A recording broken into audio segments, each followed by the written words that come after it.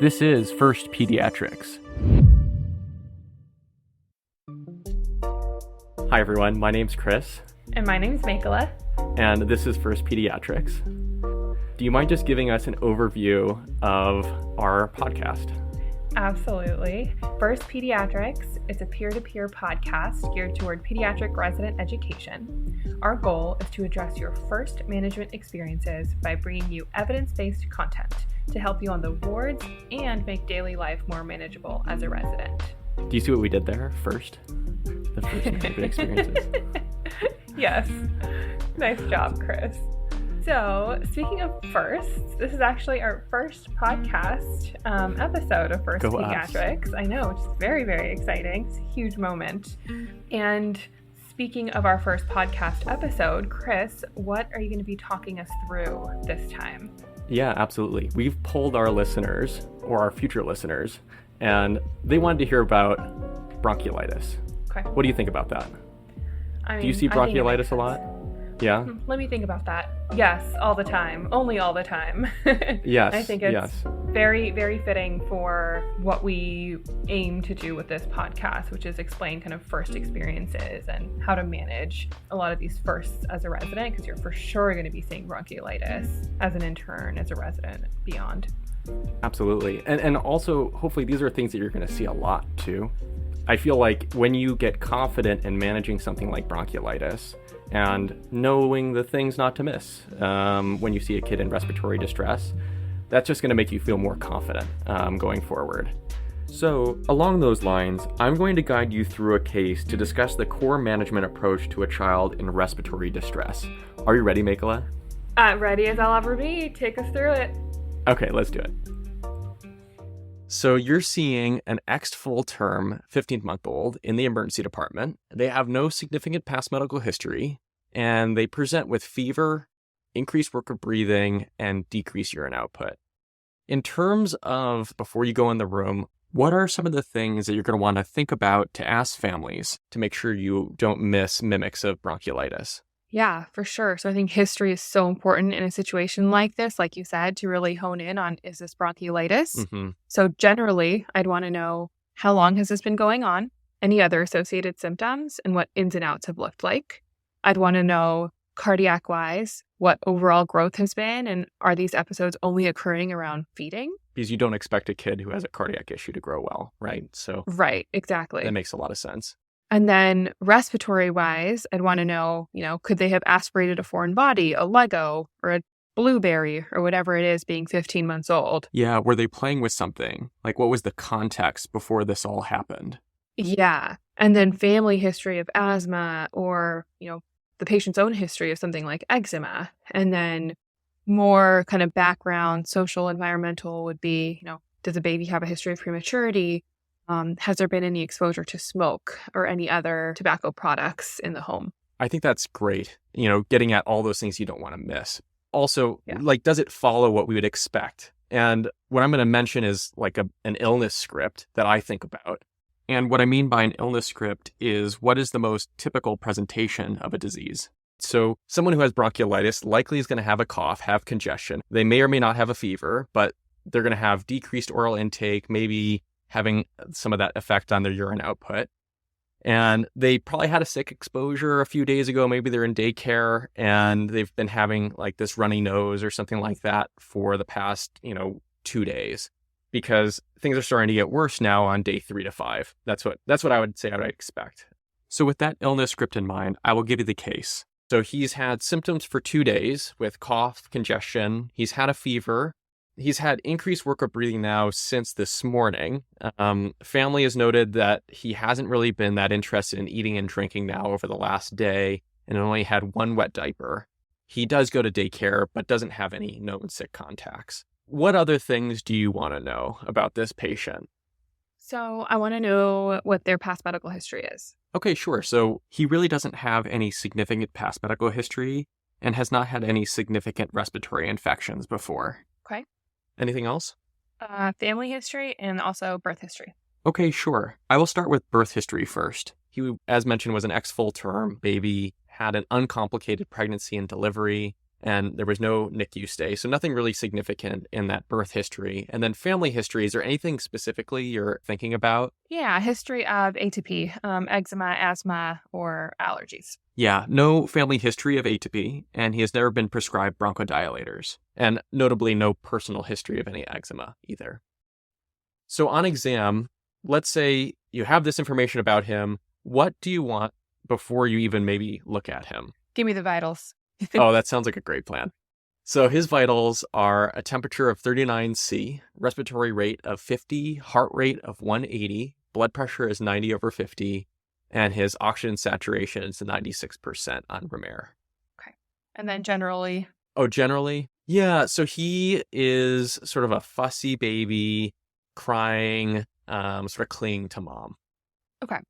So of the vitals that you gave me, the fever pops out to me, the 39 Celsius, so anything greater than 38 being a fever. And then his respiratory rate and his heart rate are a little bit on the higher side. Okay. I agree. When it comes to exam overall, you already asked for the general exam, which I think is great. What next thing do you want to do when you're looking at this kid? I want to see how he's breathing and auscultate as well. So give me that respiratory exam. Sure. So he is, breathing pretty hard and fast. He has moderate, I would say, subcostal retractions and deeper retractions when he's really fussy. He's got some tracheal tugging. There's no grunting, head bobbing, nasal flaring. And when you listen to his lungs, you hear some fine crackles and wheezing sort of heard throughout. There's some transmitted, what I would say, upper airway noises. And otherwise doesn't really have any murmur heard on exam. S1 and S2 sounds normal. Okay. So it sounds like from what I'm getting is we're not hearing any asymmetry. And on visual inspection, we're seeing some evidence of work of breathing. And then in terms of upper airway, we're not hearing any inspiratory stridor, but we are hearing some transmitted congestion. Correct. So there's no other noises we're hearing. Okay. Is this otherwise reassuring, or is this making you worried about something else? So far, I'm still thinking bronchiolitis. Okay. But I think I'd want to know the rest of the exam. You told me cardiac-wise, things seem they're in a pretty good spot outside of the tachycardia. We know he has a fever and he's pretty fussy. And then what about the abdominal exam? And why are you thinking abdominal exam?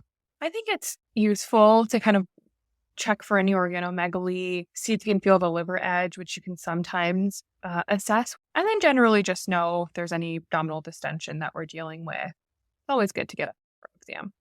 So I think you're thinking about heart failure as a potential cause of increased work of breathing, which could be seen with hepatomegaly. Specifically, myocarditis can be a mimic of bronchiolitis since it can be brought on by a viral illness. So the child could have cough and congestion as well. Fortunately, though, in this case, the liver is not enlarged. And then just to mention it, from an ear exam that is normal, tympanic membranes, and overall doesn't have any other ear, eyes, nose, or throat abnormalities. Otherwise seems normal other than increased mucus production. Okay, that sounds pretty good. So we're at this point where we have to make a decision about workup, right? So is there any labs, imaging that you would like to do at this point in time, or might you avoid doing that in a patient that's following the bronchiolitic illness script? I think you're on the right track. I think that at this point, there aren't any additional labs or imaging that I'd want to get. I think risk benefit wise, there's always utility in really thinking about why and whether you actually need those additional tests. And so in this case, I think we're good to not get anything more. Is there any utility in getting a respiratory panel here or RPAN to help confirm the diagnosis? Not necessarily. I think, again, this could be kind of something that you can assess with clinical correlation and depending on what you think makes the most sense in your particular patient situation. But I'm not sure that getting an RPAN at this moment would change my thought process or what I would do for this patient right now. Yeah, I generally agree. However, if you're in the flu season, I might consider doing a limited respiratory panel since we could consider treatment of flu. And a chest x-ray, that's something that we sometimes get for kids who have increased work of breathing. Why might you not get that here? Again, risk benefit. I think chest x-rays, we always have to remember x-rays in general always have radiation exposure and have a cost associated with it. So I think, of course, it's useful in the right clinical setting. But I think in this case, I can get what I need by listening and observing the patient.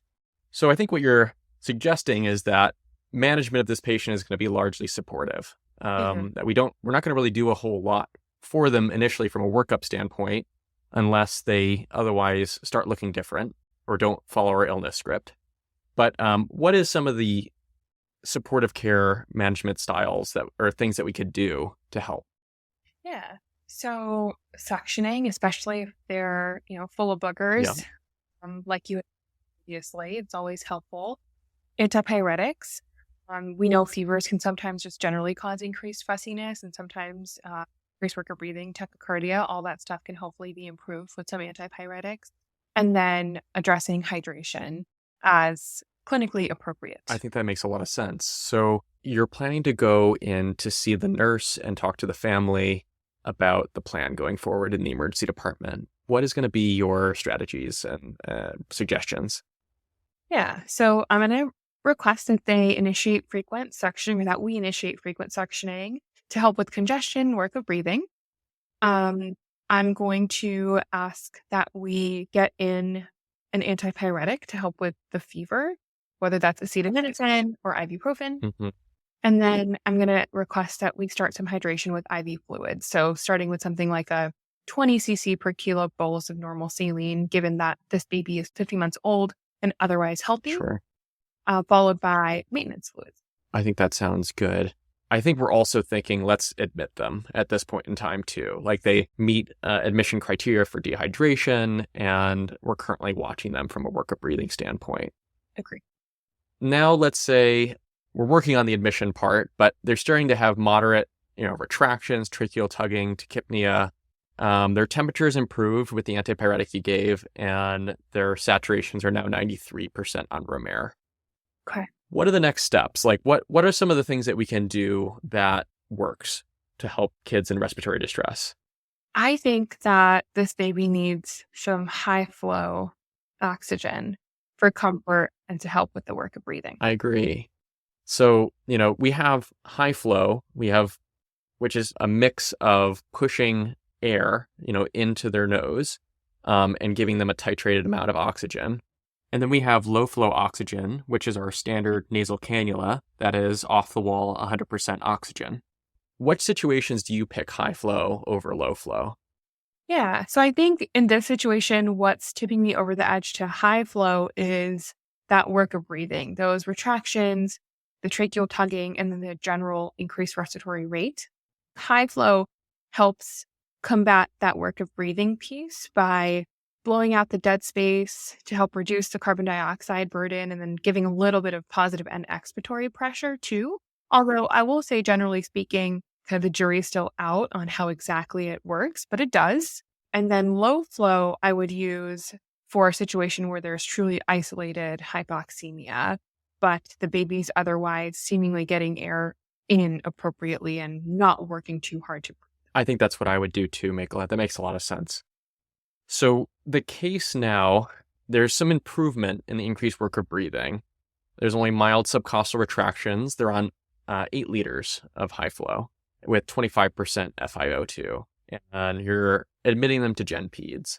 Let's switch gears a little bit. You're now the inpatient provider. What is some of the things that you're going to make sure you address on admission? Yeah. So hydration again, and what their kind of continued oxygen needs are going to be, and how am I going to keep an eye on those oxygen needs. Mm-hmm. So hydration wise, I want to get daily weights on them. I'd want to determine whether this baby's at a point of being able to take by mouth. Do they still need IV fluids? Do they even need something like an NG tube? And I guess, how do you determine that? For someone who's on a high flow, when can they have something by mouth, whether it's through an NG or orally? Yeah, I think that, again, there's no hard and fast rule. It's very dependent on each patient. But I think generally, if you're still in that time frame where the patient's escalating in respiratory needs, I would avoid oral or NG feeding because it can increase the risk of aspirating, which we wouldn't want. Agreed. Yeah. And the other thing too is if they're escalating and you think they might end up needing some positive pressure, you don't want them to have a full stomach. Right. So until they sort of declare themselves as either going to be stable on this level of support or not, you might want to hold off. But IV hydration, I think, is the way to go right now for this patient. Yeah. And then, we can either do continuous pulse ox, we could do cardiopulmonary monitoring, we could do spot checks. What are you going to do for this patient? Yeah, I think without any other cardiac concern at the moment, and with some better control of the fever, starting him on oxygen, I think doing a continuous pulse oximeter monitor for right now would be helpful just since we're in the acute phase. But I think once you're out of that acute phase, going to spot checks for pulse ox is totally appropriate. So we could consider going to spot checks once they're weaning on respiratory support. Yeah. Knowing this recommendation might be different depending on your institution. You might even have a conversation with the family about that, because if they want to feed the baby easier or allow them to sleep better if the pulse ox is just getting in the way. We can also talk about it more, but sometimes they have transient episodes of hypoxemia that doesn't necessarily correlate with how well they're doing. They'll have like a little dip, and then we make big changes based on all these small changes from a data standpoint. So, we want to talk with family. We want to, partner with our full team here. So rounds is usually the time to do that and to have the opportunity to get all on the same page and to make sure that we're doing the best for this patient. Pretending we're on rounds, would you do the honors in giving an assessment for this patient, Mikla? Of course, I would be honored to do an assessment. So let's do it. This is an otherwise healthy 15-month-old with a 2-day history of cough, congestion, fever, consistent with bronchiolitis at this point. He's currently stable on 8 liters per minute of high-flow nasal cannula with mildly increased work of breathing. He was initially dehydrated, but this is improved after an IV fluid bolus followed by initiation of maintenance fluids. We will continue to provide supportive care for his infection, including frequent superficial nasal suctioning, antipyretics, and IV hydration. I think that's a great assessment to sort of pull all those things together. Now, let's say we have our family here, we have nursing, we have an RT. What are all the roles? Like, how can they all be helpful? And what tasks can they take on so that you don't feel like you need to be there doing all of these things? Yeah, I think that's such a great question. And I think that it's really important to keep in mind that we are such a team when it comes to taking care of children and taking care of anybody. And we can oftentimes forget that as, new residents or even more seasoned residents. Agreed. In terms of delegating tasks with nursing, I would figure out how nursing can titrate the oxygen. But if the patient's needing more than 30% FiO2 consistently, to let me know. And then otherwise, we'll continue to suction every couple of hours as needed. And we can initiate this baby on feeds at this point since they've stabilized out, as long as they're not escalating again with their work of breathing. I think that's great. So you're putting in like these soft guardrails of this is sort of what you can do, but let me know if we, are outside of these parameters. Yeah. And then I'd work with respiratory therapy very closely. They're amazing at helping navigate these patients. And I'd say to help titrate the high-flow nasal cannula as needed to assist with the work of breathing, but to let me know if they are considering making any changes, particularly if they're going up on oxygen needs. And just to clarify, when you say going up on oxygen needs, you're referring to flow needs, right? Right. And then to the family, I would say, they're a huge part of the care and therapy for this patient. And so at this point, offering juice, Pedialyte, crackers, snuggling, providing comfort is so important too. Yeah, absolutely.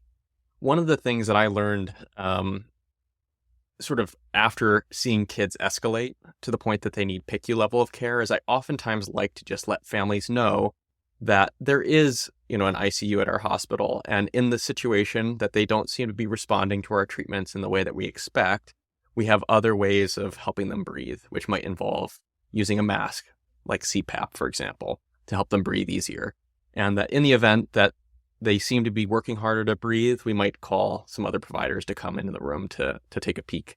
And I think it's worth like mentioning it sooner rather than later, that is something that's available, because it can take the edge off for families if things start to get worse. Absolutely. So along those lines, the patient now has increased work of breathing and has been escalated on high flow to 16 liters per minute, and their FiO2 is set to 30%. They're currently afebrile. They do now have stable work of breathing, so they don't really have any significant retractions, nasal flaring, grunting, all those sorts of things. And their oxygen saturation is between 92 and 94% while awake.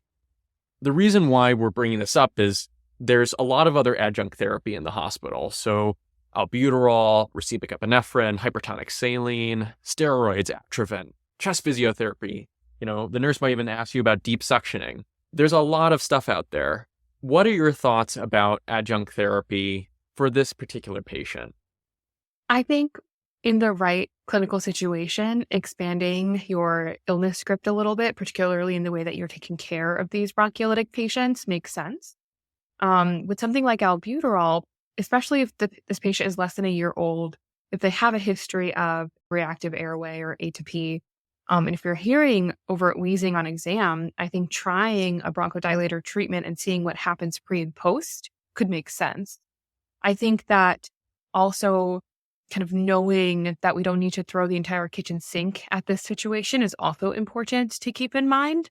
And then I also think that this could be a situation where we're not only considering adjunct therapies, but also some additional workup. So getting a chest x-ray might be helpful in this situation to see if there's a pneumonia or something else brewing, and even getting like a venous blood gas or other blood tests if mental status or electrolyte concerns are also coming into play.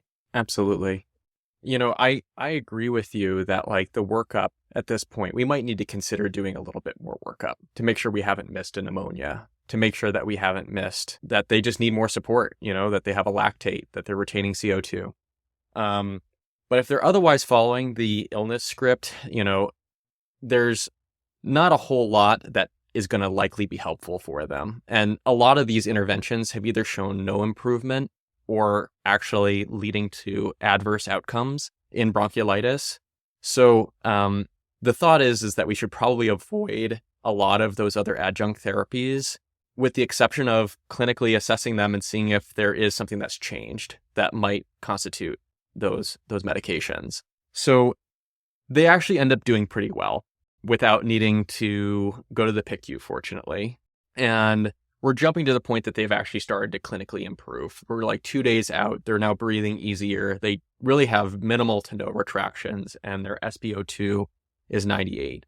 Let's say they're still in like the teens though, on high flow and around, 30% FiO2 for their overall respiratory support. What is your approach when you start to wean off support so that we don't like just drop the support completely, but like help to transition them back to room air nicely? Yeah. So I think, again, there's a couple different ways to do it, but I think what makes sense is trying to come off of that additional FiO2 first, particularly if they're requiring a fractional inspiration greater than or equal to 40%. And then once we're kind of closer to that room air category, we can start weaning the flow by about 2 to 4 liters per minute every time, reassess, and keep going down. I think that makes a lot of sense. Yeah. So wean down that FiO2 first, and then just start slowly bringing down our high flow just to make sure that they're still looking okay as we're doing that. We're reaching the point that they might be able to go home soon. And what are some of the conversations you might be having with family, or some of the things that they could even do to help expedite them getting home? Yeah. So I think follow-up is helpful in these cases. So making sure that this patient has a reliable PCP that they can go to, particularly within the next couple of days, or, making that appointment ourselves or having family do that. Mm-hmm. Making sure we manage their expectations about what they will see, even when the patient's at home, letting them know that the cough will probably last a couple of weeks, and to let it do its thing, really, avoiding over-the-counter medications, especially when they're younger. Sure. Knowing when to call their pediatrician or even when to come back to the ER.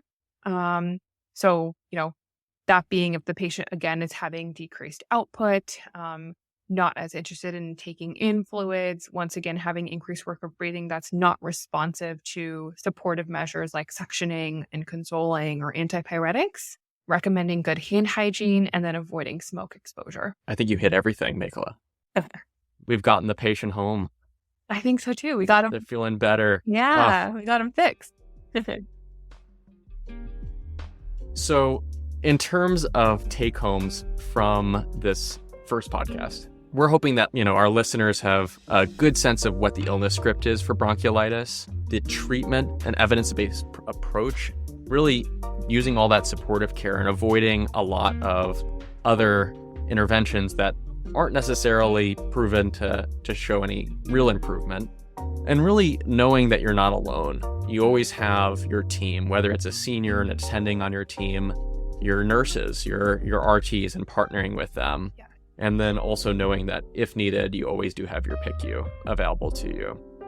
Well, thank you very much, Mikola, for being with us today.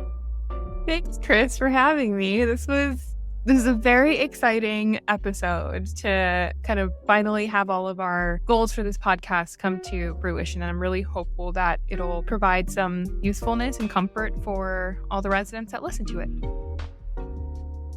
I want to extend a special thank you to Mikola for laying down the groundwork to make this podcast possible, and for our advisor, Dr. Jody Ehrman, for fact-checking this episode. Thanks for joining us, and we look forward to seeing you next time on First Pediatrics.